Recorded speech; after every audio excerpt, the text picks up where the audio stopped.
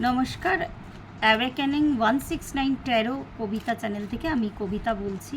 তো আমি এখন বৃষ রাশি, আমি আলাদা আলাদা জোডিয়াক সাইনের ভিডিও করছি আপনাদের রিকোয়েস্টে। তো বৃষ রাশির জুলাই মাসটা কেমন যেতে চলেছে, তো জুলাই মাসের রাশিফল।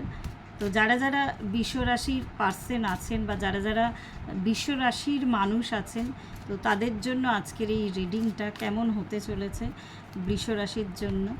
আর ওভারঅল আপনাদের চাকরি জীবন, আপনাদের প্রেমজ জীবন, আপনাদের স্টুডেন্টদের ক্ষেত্রে পড়াশোনা, কী ধরনের সাকসেস আপনারা পেতে চলেছেন, হ্যাঁ পুরোটাই, বা কোথাও কোনো নেগেটিভিটি বা বাধা আছে কি না, তো পুরোটাই দেখব। প্রথমেই দেখাচ্ছি ওভারঅল যে এনার্জিটা এসছে, 7 অফ সোর্টসের এসেছে। এনার্জিটা বোঝাচ্ছে আর কি আপনাদের জীবনে কিছু ল্যাকিং আছে বা এমন কোনো ঘটনা ঘটেছে যার ফলে আপনাদের মনে হচ্ছে আপনাদের কেউ ঠকিয়েছে, সেটা চাকরির ক্ষেত্রে হোক, প্রেমের ক্ষেত্রে হোক, পড়াশোনার ক্ষেত্রে হোক। তো এটা ওভারঅল এনার্জি দেখালো বটম অফ দ্য ডেকে। আর বাকি যে কার্ডগুলো এসেছে, আমি নিজেও যখন কার্ড ফেলি আমি দেখি না, তো ভীষণভাবে এই কার্ডগুলো মানে কি বলবো, আপনাদের এনার্জিটাকে ক্যাচ করতে পারে। তো এনার্জি আমি নিজেও জানি না কি কার্ড পড়বে।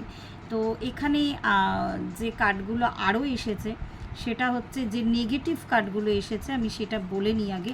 মানে এমন কোনো ঘটনা বৃষরাশির জীবনে ঘটেছে যে সত্যি আপনাদের সাকসেস কেউ চুরি করে নিয়ে গেছে, আপনাদের উপস্থিতি যেখানে ভীষণ জরুরি ছিল, বা আপনাদের যেখানে মান সম্মান প্রতিপত্তি, যেখানে এতদিন আপনারা রেসপেক্ট পেয়ে এসেছেন, ওই জন্যই বললাম যেখানে উপস্থিতি, মানে আপনাদের দেখলে যেখানে লোকে রেসপেক্ট দিত, সেই রেসপেক্টটাকে কেউ নষ্ট করার চেষ্টা করেছে।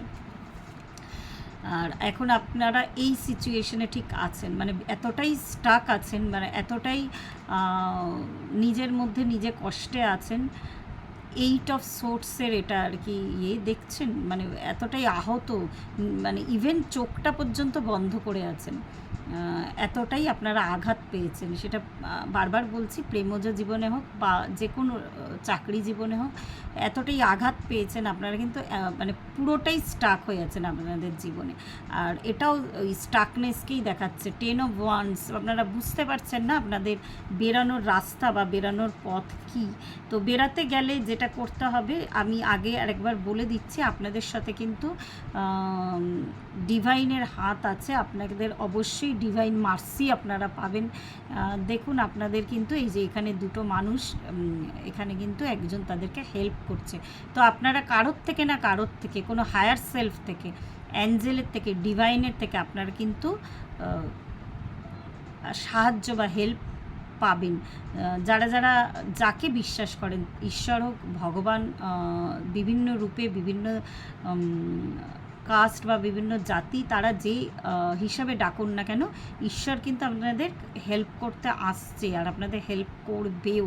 আর ঝড়ের গতিতে কিন্তু এবার আপনাদের উন্নতি হতে চলেছে, যে উন্নতিটা এতদিন পর্যন্ত আপনাদের আটকে ছিল। মানে জুলাই মাসটা আমি ওভারঅল দেখছি যে খুব যে একটা পজিটিভিটি এই মুহূর্তে আসবে তা নয়।